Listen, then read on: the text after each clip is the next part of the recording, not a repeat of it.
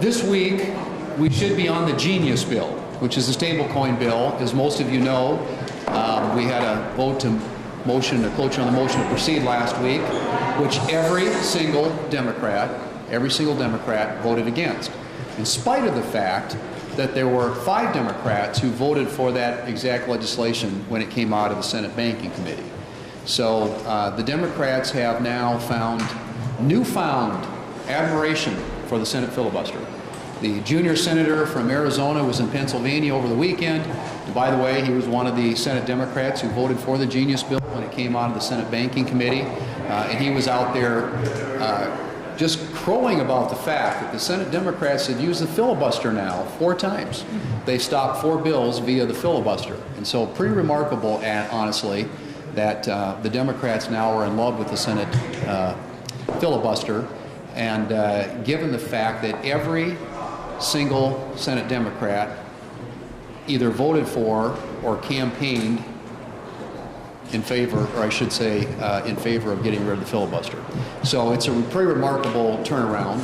Not that hypocrisy is something that's new in this town, but this seems to take it to a whole new level. So, and since we're not doing that, we're going to move forward on nominations and confirm a lot of President Trump's nominees. That's the process that we've undertaken in the lieu of having the Genius bill available for consideration on the floor.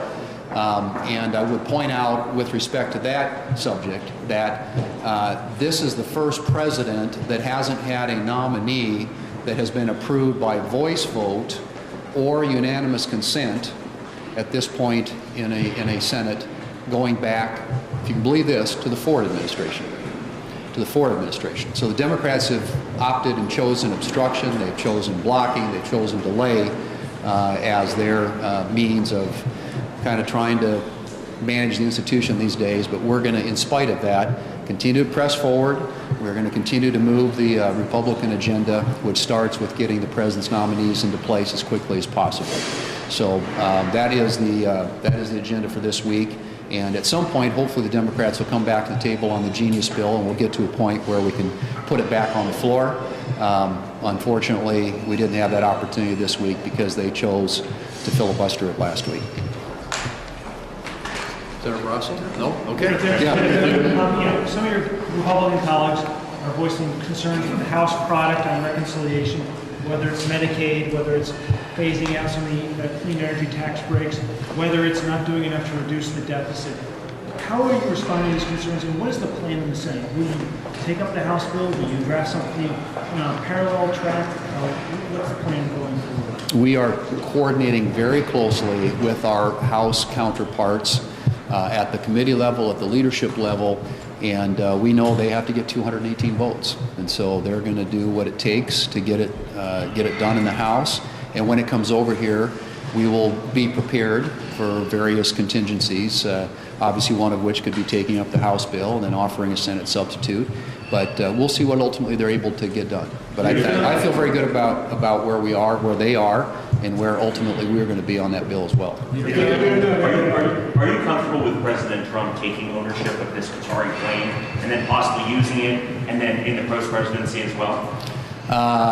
All we know about that, I think, at this point, I've said this before and I believe it's true. I don't think there's anything official out there. This is a hypothetical. And I'm sure that if and when there is, it's no longer a hypothetical. I can assure you there will be plenty of scrutiny of whatever that arrangement might look like. Are you concerned with the national security implications of that jet being given as a gift to the president? Well, again, I mean, like I said, there'll be plenty of scrutiny. There are lots of issues around that I think will attract very serious questions if and when it happens. At this point, all we've heard about is something that might be a hypothetical. Can you give me your take on these Democrats going to this ICE facility in Newark? Obviously, members under Part 1, Section 6 have protection here to conduct oversight. But the idea that they might be arrested, they might be sanctioned, is that proper to talk about in those terms? Well, I think everybody, we're all subject to the laws of the land.